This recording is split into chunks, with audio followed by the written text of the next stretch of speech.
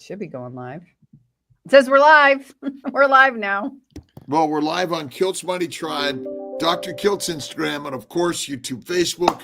And we have wonderful Doug Reynolds here sharing with us how important metabolic health is. Dr. Nelson and Alia, welcome all.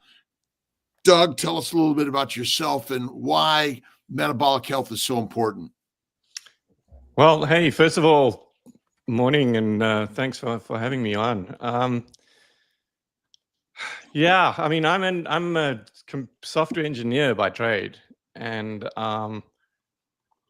10 years ago, pretty much, sort of came across the ketogenic diet as somebody actually trying to sell me exogenous ketones, funnily enough, and I didn't even know what a ketone was, and so I did a bunch of research about it, being an engineer, and it kind of made so much sense to me, and it was, you know, it explained all the issues that I was struggling with, and putting on a bit of weight every year and not able to get it off no matter how much I try to run and all of that stuff. And then so I thought this company had run out of products. It was like a startup sort of thing, and so I just thought, well, why not do the diet? Because like that's much better than taking a pill for it anyway, right? So so we did. Pam, the 3 weeks that I'd been sort of diving into this, I'd mentioned here and there a bit about what I was learning to Pam, but she didn't know much about it either. And I just like dragged her to the store, and we went and bought a whole lot of stuff that she was totally freaking out about. And she was even saying to me, like, where am I going to get my nutrients from? You know, that's how little we knew about what nutritious food really was. I was a long distance runner and sort of being brought up that carbohydrates was king, and had no idea really. And it over 6 months, my weight came back down to what it used to be. All little issues that I had that I wasn't even expecting to cleared up. My sore knees cleared up, respiratory issues and everything. And I was like running again and just really enjoying life, you know. And was at my birthday, in fact, and everybody in my business that I was working with had left already, because it was like, I think I always say it's like Fight Club, you know. First rule about Fight Club is don't talk about Fight Club. It was like, so people were so sick of hearing us talk about the keto diet and how excited we were about it and everything that we just didn't talk about it anymore. But once they'd left, Pam and I were sitting there, and I was sort of saying, like, this is so amazing. And like 6 months later, I'm feeling healthier than I have my whole life. And how come I didn't even know about this? I'm 52 years old now, and I had no idea. And in my journey of kind of researching this, I had found out about a couple of small events around the country, one or two, that were teaching people about this. And I thought, well, hey, we live in San Diego, destination city, summer. Let's do something in July and get I was pounding my fist saying, let's get 1,000 people in the room. But so I ended up going ahead and starting to plan this thing, but over the time, it sort of became apparent that it's a lot easier to talk about putting 1,000 people in the room than it is to actually put 1,000 people in the room. And so we came up short big time in terms of collecting enough money to pay for the event by the time it came up. And yeah, there's a whole long story to it. I actually wrote a book about my whole life and what led to me making a decision at the end to actually start this, and why I didn't stop doing it when it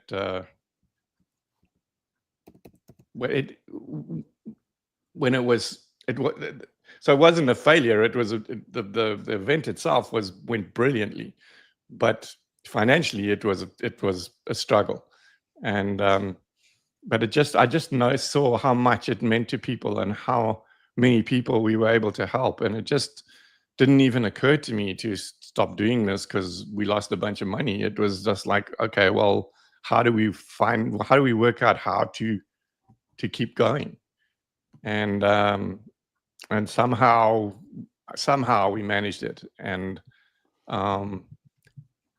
coming up in August is our 10th annual San Diego event. So the 10th anniversary of the first one that we had. And it's about our 24th event overall, which is pretty amazing because when we started, we were literally going to put on one event. That was the plan. We had no plan to do multiple events or annual events or anything like that. But the people were just so excited about it and saying, when are you putting on the next one? And in fact, that's a part of the way that we climbed out of the financial hole of the first one, was to plan a second one and start selling tickets for that second one, which we then planned to do in Florida. And, you know, started collecting money for that, and we were able to pay off what we still owed for the hotel, and get the eviction notice on our home taken down, and keep moving forward. And it's you know, it's been a struggle, but we still have our heads above water. Just tell us a little bit about the event coming up in San Diego. What's it called, and why is it so important for people to be there? So it's called the Symposium of Metabolic Health, San Diego, basically, because we have other events regularly in Florida, but also around the country. And I don't know. I think if you have been exposed to this lifestyle, and the importance of metabolic health is just apparent. Until you know, most people don't even know what metabolic health is, right? Like, define that. And one of the lady that helped me when I was writing this book, you know, like she came up with a definition of it. It's like when your whole system is functioning optimally, and all the systems are functioning optimally, then you're in good metabolic health. And when we see how many chronic conditions it addresses, and either reverses or at least improves the outcomes of, it's like it needs to be important to everybody. I feel like maybe the keto diet isn't for everybody. The carnivore diet, maybe not either, but a version of it, at the very least, eliminating carbohydrates for the most part from your diet, eliminating the stress if you can, getting better sleep, all these lifestyle interventions allow us to become so much healthier, and for so many people get off all the medications that they are on. And you know, to learn about that, I think the thing is that the majority of doctors are still operating with their heads in the sand. You know, that they're refusing to acknowledge this as at least an option, and are not even prepared to offer it to their patients as an option. And that's, I don't know. I'm there. It's like bordering on malpractice, quite frankly, because now the evidence is out there so strong for these interventions that at the very least they should be considering it, and considering offering it to their patients as an option to them. At the end of the day, patient autonomy is everything, and they should be offered all the options with no bias in the delivery of those options. And then it's up to the patient to make the decision. and that's not happening. So a lot of the people, although like 70% of the people that come to our events are actual doctors and practitioners who have embraced this lifestyle, there's a bunch of lay people, like people from the public, that are coming there to learn about it because their doctors won't help them. And so while we focus on teaching the practitioner, we also really welcome other members of the public and patients, basically, who want to come and learn about this, so that they can either go and try and educate their doctor about it, or literally just do it themselves, which is, especially if they're on medications, we try to dissuade them from doing that without some help from a medical practitioner who knows what they're doing, to make sure that they titrate their medications properly and stuff. But don't let your doctor tell you that you're going to kill yourself and you're going to get cholesterol and die of a heart attack. Just find someone who actually can help you, and coming to these events and learning about it for yourself is a long way down the road with that. What's the date of this event in San Diego? It's the 14th to the 17th of August. So it's a 4-day event. Since January 2023, we did a focus day at that event on food addiction, and it went really, really well. And so since then, we've been allocating a day of each of the events to a particular condition. So we did cancer in San Diego, and then type 1 diabetes in Boca again, and then mental health in San Diego last year, and then women's health in Boca in January. And we've got a focus on neurological diseases this year. So when I say that, it's like, it's not like the whole event is all about neurological diseases, and if you're not interested in that, then don't come. It's just that one day will be focused on that, and then the other 3 days we'll have talks about everything else metabolic health wise. You're an engineer, is that right? I am, I trained as an electrical engineer and became and worked as basically a software engineer until I started doing this. So that's a lot of logical thinking, if this and that, and flow thinking. And what is it about modern science in medicine do you think that is so flawed that we can't see this? I don't know.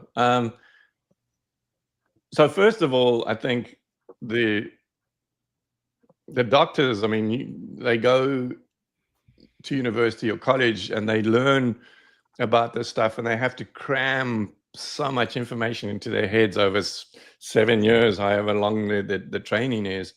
And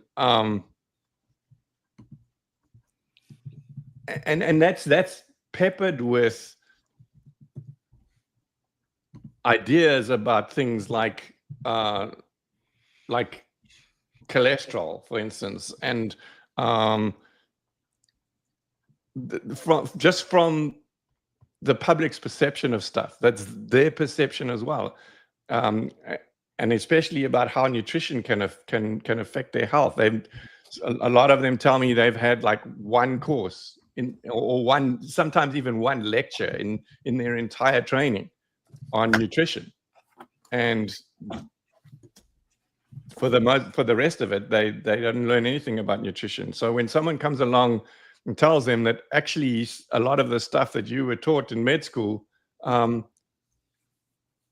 wasn't actually correct, and then we've learned so much more since then, they can't get their heads around it. I often talk to obviously all the doctors that have embraced this, that I've become good friends with a lot of them. And I often tease them and say, you guys, you shouldn't have been doctors, you should have been engineers. because it's like the ones that are prepared to look at this and say, you know what, I don't care what I was taught in college, it's not working. And then they try and they'll try and work out why it is that it's not working. And when they're then exposed to this information, they embrace it. And often they always say, like, you know, once you see it, you can't unsee it. And so they become driven to try to help other people learn about it, other colleagues and stuff. That's why so many of them get on the lecture circuit, because they feel driven, almost like I always felt driven to start this organization to try and provide a platform for people to teach others about it. And the others, the people that come up onto that platform are mainly the doctors in that have discovered this and that feel driven to try to teach other people about it. And I think you're one of them, right? It's important to you to pass this message on. Yeah, it's, you know, then I guess if we looked at, we know the number of doctors that haven't quite found keto metabolic health, which is probably the same with most engineers and most lawyers and most all of us. And what you're doing is sort of blowing up the system. And between social media and the in-person events, it's helping people find something that their doctors just in the healthcare system is blind or purposely producing propaganda that is keeping us sick. I agree, and I think that's a big part of it. Is that yes, they've grown up believing a certain thing, like saturated fats are bad for you and they're going to cause cholesterol and you're going to die of a heart attack. But it's I forgot where I was going with that. But what were you talking about? Basically there's a paradigm of plants being the healthiest thing for us, right? And the idea that meat is good is just so difficult. Yeah. So what we were talking about is the people that are trying to fight against this, to try and prevent us from getting this information out there. And I mean, there's two schools, I think. One is the pharmaceutical industry, because imagine we're talking about type 2 diabetes basically being eradicated. If every single person had to get carbohydrates out of their life, type 2 diabetes wouldn't exist. And what's that going to do to the pharmaceutical industry? I mean, insulin, now all these GLP-1s that are coming out now, which have an important place in a medical intervention, but not in the way that they're being sold and promoted right now. Metformin, all these drugs that are used in, you know, to help manage type 2 diabetes, there would be a small amount of it required for the type 1 diabetics who can't produce insulin and have to take some amount. But we're showing, I mean, we had a whole day on that in Boca last year, where all these people came in and taught everyone about how easy it is to manage type 1 diabetes if you don't have this blood sugar roller coaster through the day, you know. And that you know, they'll talk about how little insulin they actually need to function through the day. And you know, some of these guys, they've got kids that have grown up and become like football stars and swimming champions and stuff like that. All type 1 diabetics that before they found out about this, that would never have been possible. So yeah, it's amazing. I have attended the last 3 events, but I went physically to Boca. The previous 2 had been virtually. On the because live stream. you do have that option. Yeah. If someone can now get there, you can actually attend virtually, and you have access to all the conference. And I cannot say anything more about it. I mean, they are all great, good learning experience. As a medical doctor, I'm always learning and want to be always learning. And in Boca, Dr. Kiltz was there for a couple of days as well. And as a layperson, or as a healthcare professional, I cannot recommend it more. I mean, just what's the website where we can? Yeah, Nelson, that's amazing to hear that. Coming from doctors, that means a lot. So the website is LowCarbUSA.org, not .com, .org. And if you just hover over events and go to the San Diego event, which is the next one upcoming, or a bit further down on the homepage, there's a big image you can click on to get to it. But once you get to the event, you can go and buy tickets. And at the moment, there's a special running for 20% discount. And the code they need to use is March Madness. But it's actually there when you go to buy the ticket, and where you get down to where it's about to pay, they say, do you have a code? And they just put in March Madness, and it'll give them a 20% discount on their card. So in Boca, because it's smaller and 1 day less and cheaper there, the dinners are included in the price of the ticket. But in San Diego, that just is not possible.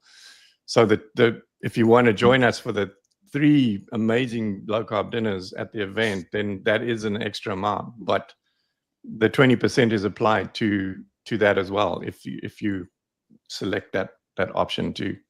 So yeah, it's and obviously it's March Madness, so it's until the end of March. Nice. And who's speaking? Who's speaking? Maybe Dr. Kiltz is possibly speaking at this event. Yeah, this possibly. year? Yeah, so that I'm excited about that.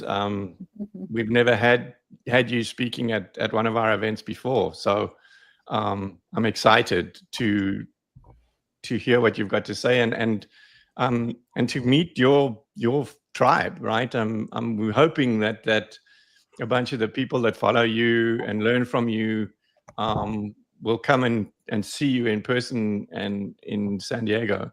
And that's one of the amazing things about the dinners as well, is that obviously all the speakers attend the dinners too. And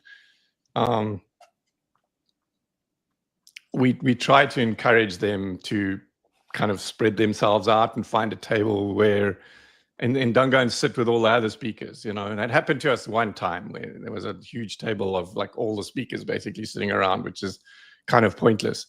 But for the most part, you know, as an attendee, you get a chance to actually sit down next to one of the speakers or at the table with them and get to just chat with them informally and get to know them a little and hear their stories and ask them questions as well if you have any that have come up, you know, during the event. A lot of the times the discussion will be about something else that not necessarily what they spoke about, and they may not have even spoken yet, but can be involved in a conversation about something else that was spoken about through the day. You know, we try to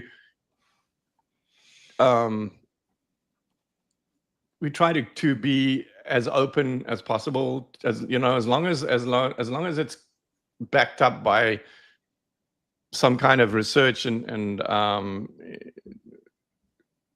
and what's the right word for it? Just, I don't know. I can't think of a better word. So research. So if it's as long as what they are talking about is backed up, then I feel like sometimes we need to hear about these things. It's not necessarily always exactly what we want to. It's not they're not towing the party line. We have a couple of talks like that. We're possibly going to have Chris Kenobi come back again this time, and he talks about seed oils, and there's people that say that there's no evidence that seed oils are a problem. His thing is that it's all about seed oils. And that the minute you take that out of the equation, that's all you need to do. And I don't agree with that really, but it's worth a conversation, and it makes you think about, because when you're having an argument with a guy or a discussion with a guy like that at dinner, it makes you really think about your perception, right, and your point of view. And I find that it's the where you find flaws and holes in your understanding of something is when you try to explain it to somebody else. And then suddenly it's like, oh, wait a minute, there's a couple of things here that don't kind of quite tie up. And I love to see these conversations going on at dinner where people are, I've had people come to me and say, I've learned more at dinner than I did during the day in the lecture. And sometimes more about their own understanding of something, because they've been forced to think about it more critically, because they're trying to explain it to somebody else, explain their point of view to someone else. So yeah, that's why being there in person is so much better if you can do it. Like Nelson, you can attest to that. You were on the live stream twice, and then you came to Boca this year, and it's just a whole different vibe actually being there and experiencing that camaraderie and that learning and just the vibe is just amazing. It's the people and their stories that ultimately are more powerful. I always say the Bible has infinitely more powerful than a scientific journal. Mm-hmm. And maybe part of the problem with science and medicine is we are too research directed in the sense of, oh, it's got to be properly published in a peer-reviewed journal. But I personally learned from your stories. Right. And maybe that's part of our problem in medicine. I think so. Recently I've seen a lot more discussions about this online and that, where people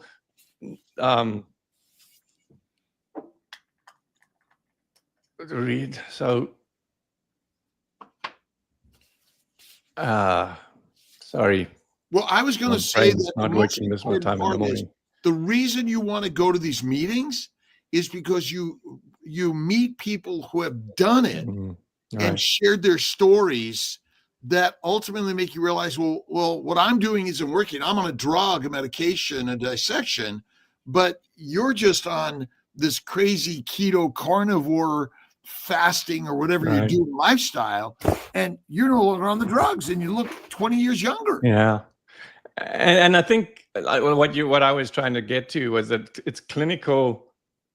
I feel like clinical data is much more powerful than peer-reviewed research, as you say, because it's so easy for people to, and there's confirmation bias on our side too, right? It's not just the plant-based people that are trying to convince us that meat's bad and all of that, and so we say, oh yeah, but there's conflicts of interest there, and there's flaws in your paper because of that. But I feel like sometimes our side do the same thing, right? not necessarily 100% unbiased, right? We are biased. Yeah, and so clinical data is I think is eventually going to become king, and that's one of the things with the SMHP that we have launched a journal called the Journal of Metabolic Health, and we actually have created a research academy and a journal club, and we actually have a lady that has designed this and drives it, and we are teaching people how to take their data from their practice and formulate it into a paper that they can submit to the journal and get it published. And yes, what is the SMHP? I know what it is, but you mentioned it. Yeah, you know. So it's the Society of Metabolic Health Practitioners, and it's a non-profit that kind of was a spin-off from the LowCarbUSA events, and Gary Taubes actually had a lot to do with that. Like, he suggested that we have a session at an event back in San Diego back in 2018, where we were asking for feedback from practitioners and doctors who were actually doing this in their practice, and what their experiences were and the challenges and some of their successes. And Gary was actually writing a book sort of with that theme in mind as well, which so that it helped him a lot. But coming out of that, he put us in touch with Adele Height, and she actually was a mediator of that session. But she started working with me to create a set of clinical guidelines for therapeutic carbohydrate reduction. That's the name of the actual guidelines that we have, and we published it on LowCarbUSA, and it got a lot of traction there, but it just wasn't the right place for it. And then through Trocalagians and a bunch of other people talking about the fact that we need to have an organization that represents and supports the doctors and practitioners who want to embrace this lifestyle intervention. We need an organization to do that. And it actually turned out to be my project through COVID, because we started working on it in February of 2020, and then COVID hit. And so establishing that nonprofit, trying to work with the government's hard enough, but through COVID was even more difficult. But I'll give them kudos. It was they actually still functioned, and it was slow, but we actually got it done. And by December, we had developed the website, and we went ahead and launched this thing. And so anybody can go and put their information in there if they want to be listed in our practitioner list for people who do this. We moved the clinical guidelines over to this organization now, so that they have it has a real home now. But I think the most important thing I think we did was develop this accreditation process, where there's a few different pathways that we've defined where people can actually get accredited and become metabolic health practitioners and use the credentials MHP behind their name. Awesome. And Pam says I always tell the story, and I do, because it means so much to me, was that it's happened so many times since then, but the very first time was the most significant. And this lady, I wrote to her and said, like, congratulations, your application for accreditation has been processed, has been approved. And she wrote back and said to me, Doug, this means more to me than when I became an MD, because now I feel like I can actually finally help people. Oh. And that was amazing.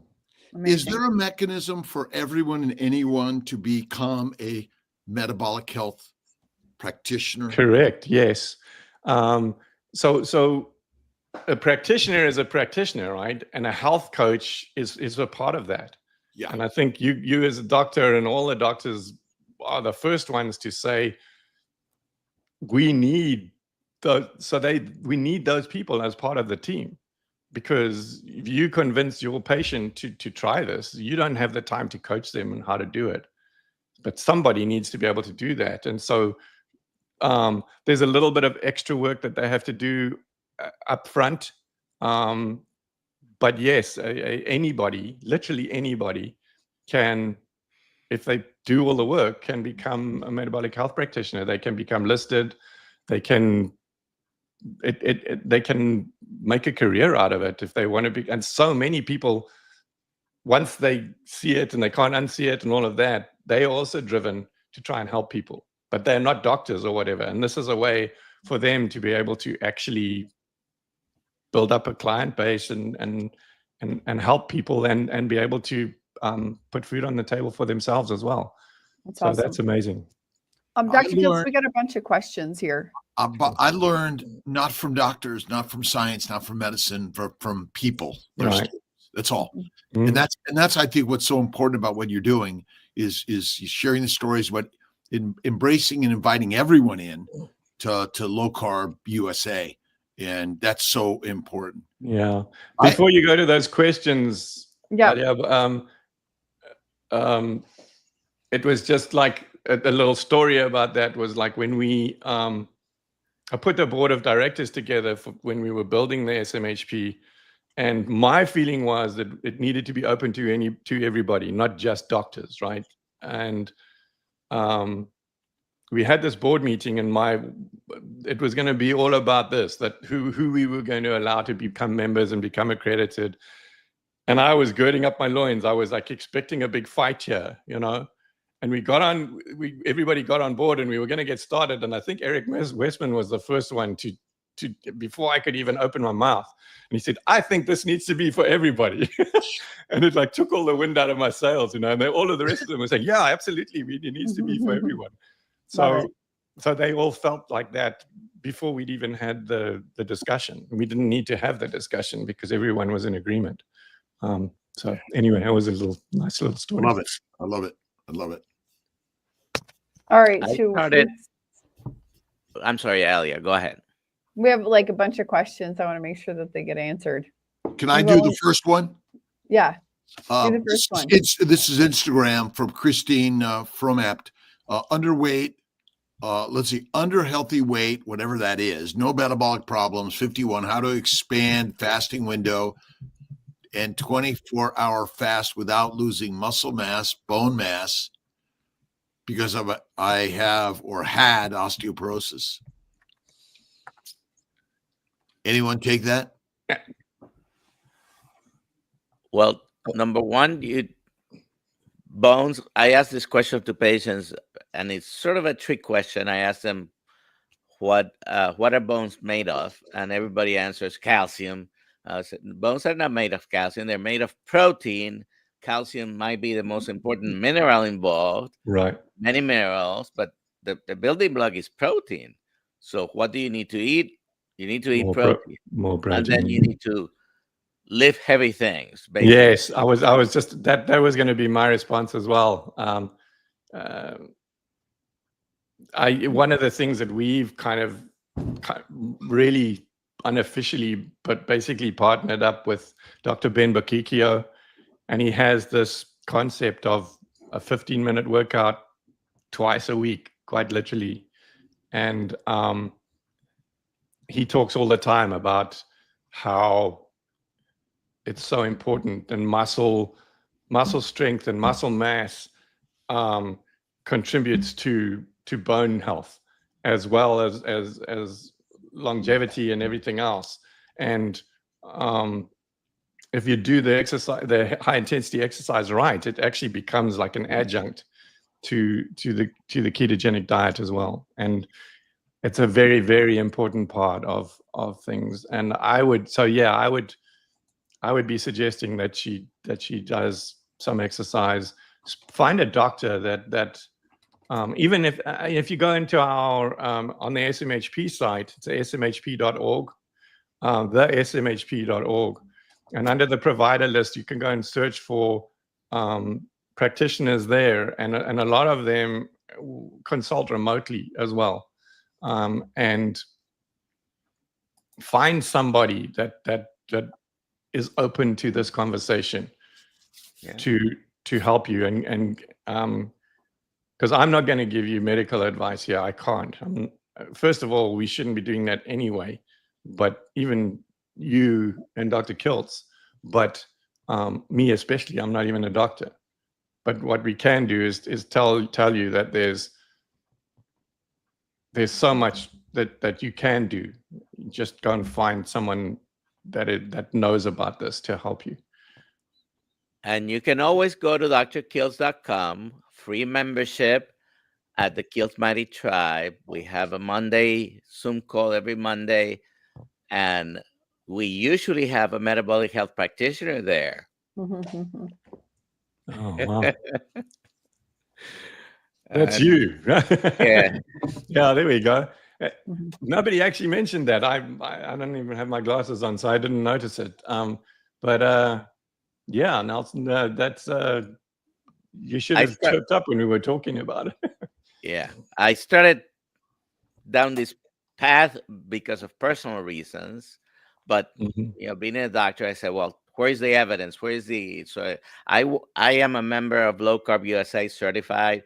I am a member of the Society of Metabolic Health Practitioner as well, accredited. And I went down the rabbit hole. I've put literally hundreds, if not thousands of hours in the past couple of years researching and studying all these things. And I am definitely convinced, without a doubt. Yeah. Next question, please.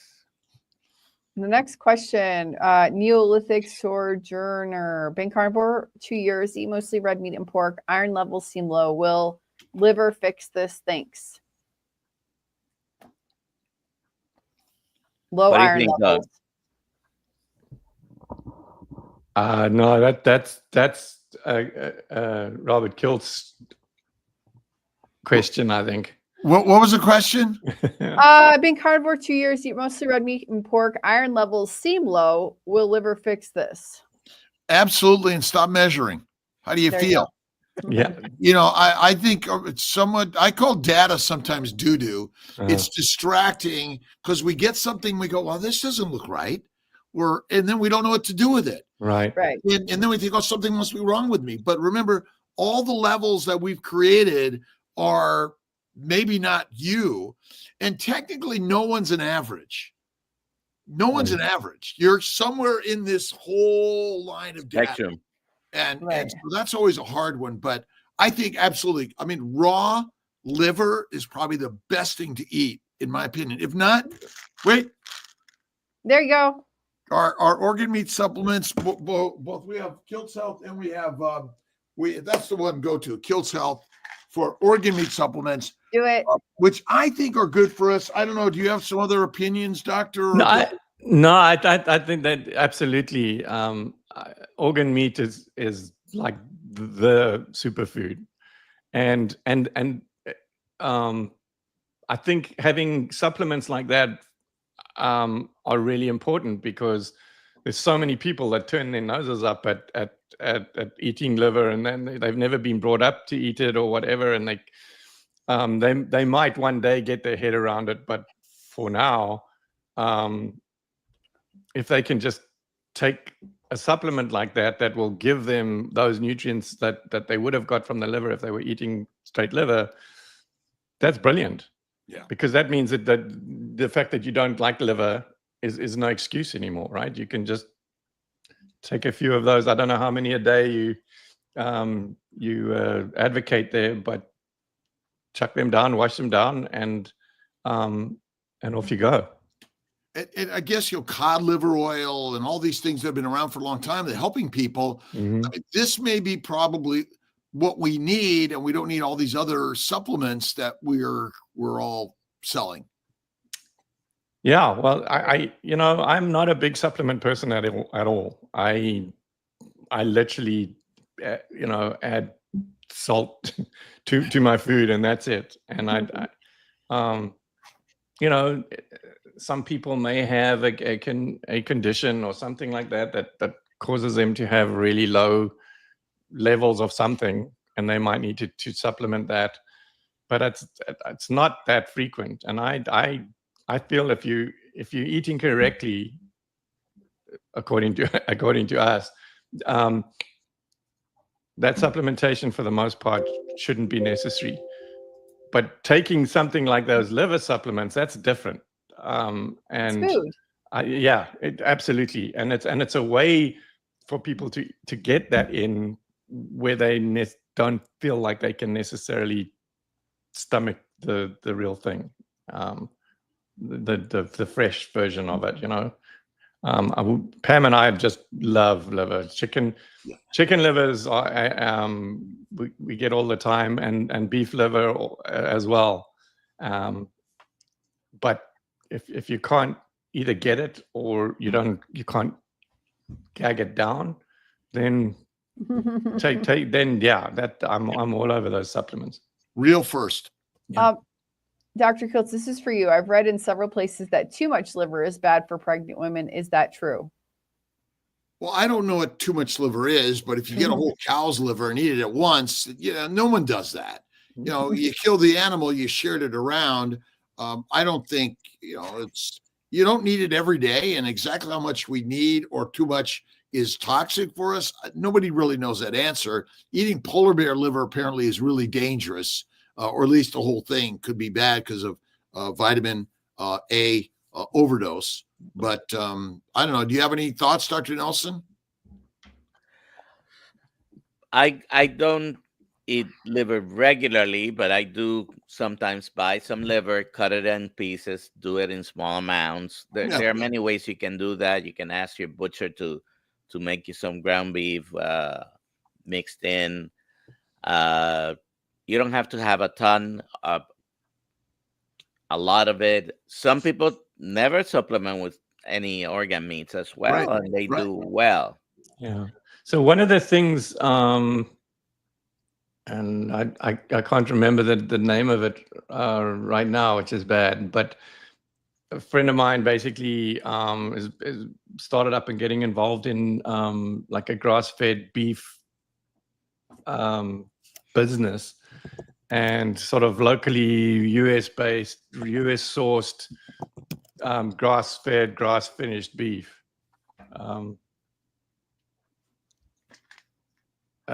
Jesus, I can't believe this.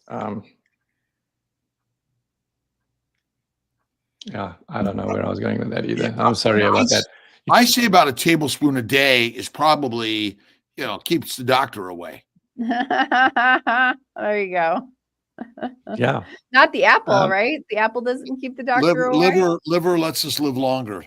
Someone was asking, where do you go to get those, Ali and Dr. Kiltz? KiltzHealth.com. DrKiltz.com, Kiltz Health, or Molecular Fertility are three sites. Exactly. I remember where I was going with that. It was about, so this guy sent us some samples, and some of the stuff he sent was burger, I call it mincemeat, ground beef that we made into burgers. But one of the samples they sent was where it was half and half mixed up with liver, and we made burgers out of that, and those were delicious. And they weren't, because of the mixture, it wasn't like a strong liver flavor. It did taste different to the plain ground beef, but it definitely wasn't a strong liver flavor. So that might be a way for people to try to get it in as well. Okay, let's see here. This is the next question. Nicole Louise Yvonne Ferrier. If you're insulin resistant, does that mean you're diabetic, Dr. Nelson? I already answered to her on the chat, but the answer is no. that doesn't mean you're diabetic, but all type 2 diabetics are insulin resistant. Oh, okay. But if Right. you have insulin resistance, I have a list of almost 50 different conditions that you're probably going to have one or more of those when you're insulin resistant. Most chronic non-communicable diseases are probably associated with insulin resistance. Yeah, I think there's a lot of people. Tim Noakes is one of them that feels like insulin resistance is actually the condition, and that it manifests itself in a number of different ways in different people. But the underlying real cause is insulin resistance. And I believe insulin resistance is liver damage. That's all it is. Because the liver's job is to make fat via insulin. No insulin, you can't make fat. A damaged liver, cirrhotic liver, you can't make fat. So almost all cirrhotics are type 2 diabetics. Okay. Because they have elevated insulin and glucose. And so if you fix the liver, and Lisa is a big one, and if you fix the liver, you actually heal and you fix your insulin resistance, which is the science of IR, I think, is mostly wrong. That's interesting. Because again, have you ever heard of hepatogenous diabetes? I have not, to be Most honest. people have not.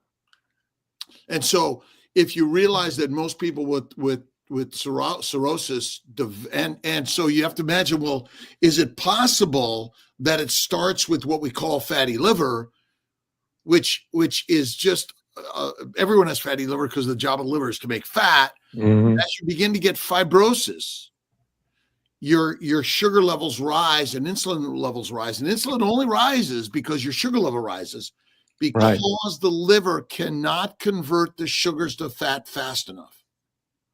It's a turnover problem. Right. And most plant sugars are glycating. So now you not only damage your liver cells, but you damage every other cell of your body. So there's a simple science to this, but we keep on calling insulin resistance all sorts of funny stories, which I bet are wrong. Next question. Yeah. How old is Doug? Doug, how old are you? 61. Young. Yeah. Young. 60 is the new 40. There you go. What is on the menu apart from meat at your dinners? Cheese. I love it. Love it. Love it. Carry on. Do you add vegetables? In which plant things do you add to your diet? I don't. For the most part, I don't eat vegetation. I don't count myself as a strict carnivore, so I don't refuse to eat vegetables. I just don't. For the most part. But if we go to a really good steakhouse or something, most of the time, like a creamed or a spinach cheese dish or something is like their signature vegetable, right? And I'm always keen to share one of those with some other people at the table and get some of that on the plate, because it's delicious. And oxalates and all of that stuff. And yeah, but I eat it.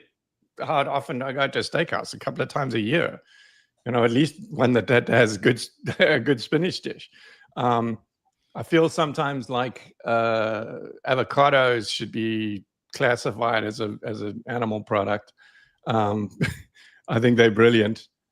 But again, we don't have a lot of them in the house. Now and again, Pam will bring a couple home, and if she does, I'll eat it. But I don't go out looking for it, and most of the time, meat and cheese. I've recently found a way to eat eggs because it was something like from my childhood, the smell and taste of eggs used to actually turn my stomach like really badly. And I didn't eat eggs. But I found that if we cook bacon in the house, that suppresses the smell of the eggs when they're cooking. And then mix a bunch of cheese and bacon in with the egg. And I can't taste the egg now, flavor. And then I'm able to eat it. And so Pam's really excited because now she can make eggs at home again.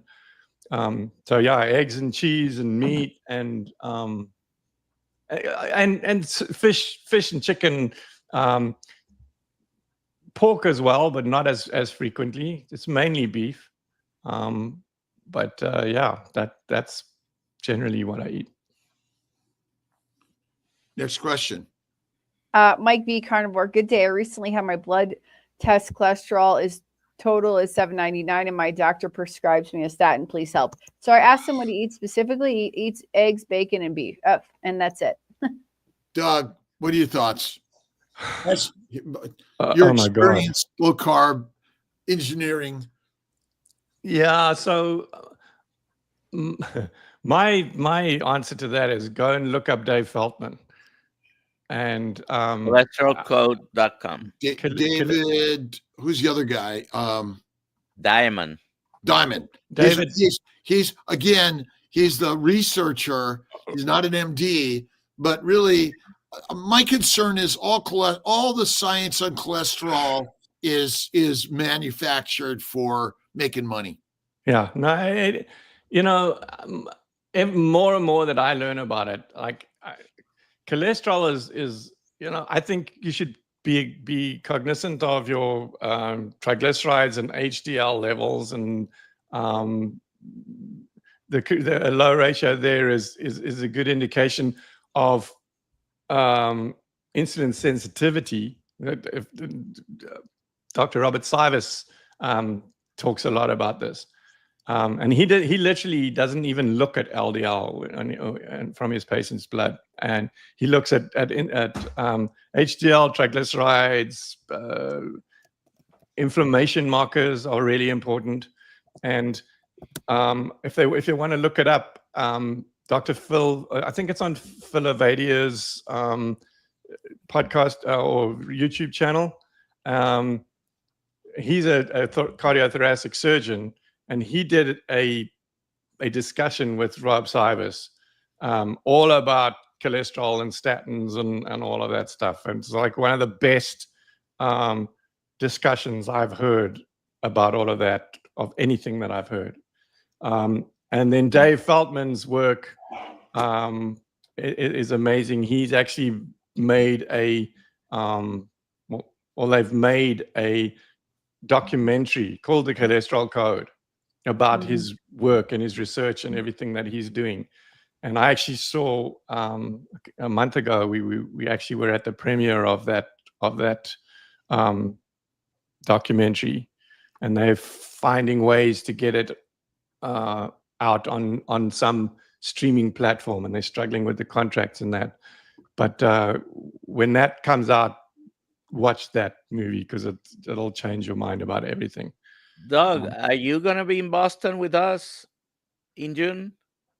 I thought Alia wrote that you were going to be in Boston. No, on the description. I don't think so. We okay.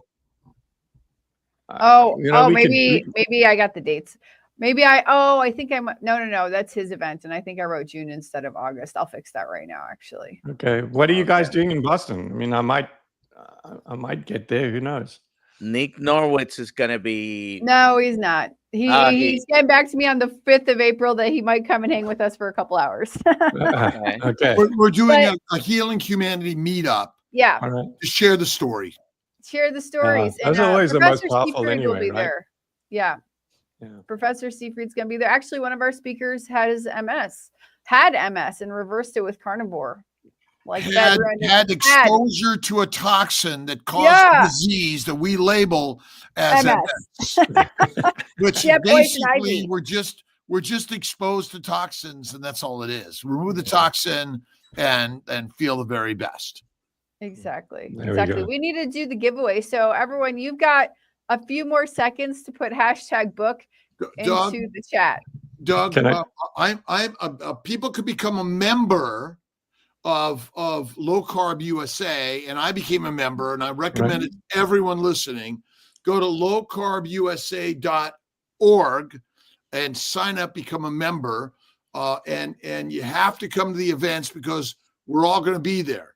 And it's your story, our stories, the best, and become a certified Low Carb USA coach. Is that right, Doug? That's right. Yeah, so you can become certified on Low Carb USA. We feel like that's that we had in place already, and I feel like it's a stepping stone on this, because some of the training you need to do to become certified on Low Carb USA, you need to do to become accredited on the SMHP. The accreditation process on the SMHP is much more extensive, but you can get certified on Low Carb USA to start with. Awesome. Yeah. Are there resources on Low Carb USA for carnivores? Not specifically, no. But there's a lot of information about, there's lectures that we've had with people like Sean Baker and other carnivore people. A lot of Rob Sivas's talks have been on carnivore at Low Carb USA. So there is information there about carnivores, but you have to go and look for it. Especially if you become a member, then you get access to all the events, last 24 events, right? And you go and search in there for carnivore, and a few things will come up for sure. So binge, become a member, binge watch, learn all the information about low carb and certainly carnivore. And as a vegan, vegetarian, Mediterranean, you could do keto. So we want to invite everyone that there's no diet that's left out here. That's really important to me, right? Yeah, it's very important to me that we don't exclude anybody. Yeah. We don't necessarily believe that that's the best way to do things, but people have ethical, religious reasons for the way that they eat. And if that's your situation, we want to help you come in, join our community, and we're going to help you and teach you how to do this within the framework that you that you operating under.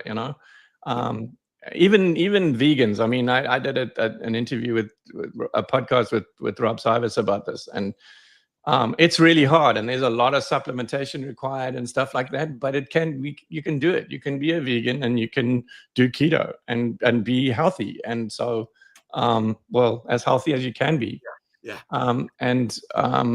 Yes, absolutely important that nobody feels like they excluded. Cool. All right. I just have one last question. Dr. Kiltz, when are you going to be in Melbourne, Australia for an event? April 26th, Melbourne. That's right. Wow. And when's Yuma, Tennessee? Yuma, Tennessee is April 13th. April 13th. In Yuma, Tennessee. Come and hang with us and Ken Berry and the Healing Humanity team. And when's Boston again? June 27th. All right. So we got April. So let's work on April. Yeah, let's work on April. But the most important thing is Low Carb USA San Diego. Go to lowcarbusa.org. Get your tickets early because it's going to sell out. Yeah, and March Madness is going to get you 20% off now as well. So let's do it. 20% off. Yeah. So you gotta be there and get your hotel reservation and come hang with all of us low carb practitioners. Dr. Nelson's going to be there. Alia? Me and Nate are going to be at the Alia's booth. going to be there. Come and hang with us. And I think Kiltz Health's going to have a booth there also. We have a booth there. Good. Yeah. Awesome. Okay. Come by. Come hang with me at the booth. We got to do the thing. So this is can I show it? This is the book, right? Go ahead. And it's my story from when I was born, growing up in Rhodesia and became Zimbabwe and moving to South Africa and accident and TBI, which you guys have seen some examples of during this session. Um, And let's get Yeah. Doug on Carnivore Conversations and Let's talk do it. about that book and more. Great, we'll Okay, do it. cool. Now we're gonna do the giveaway. Who's the winner today? Who's the winner?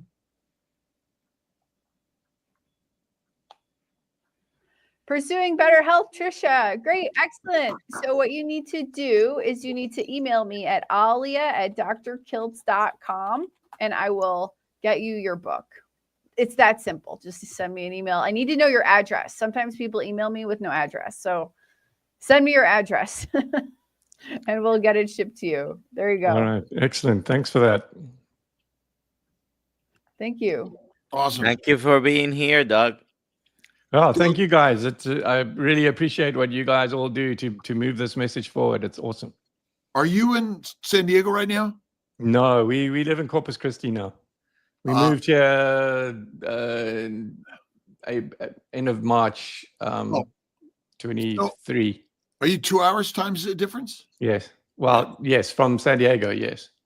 All right. Well, it's glad. So Central you're time. 1 hour from East Coast. Central time, 1 hour from the East Okay, Coast. good, Yeah. good, So good. it was Well, 4 o'clock. Early started at morning. 4. Thank you. All right, everyone, thank you.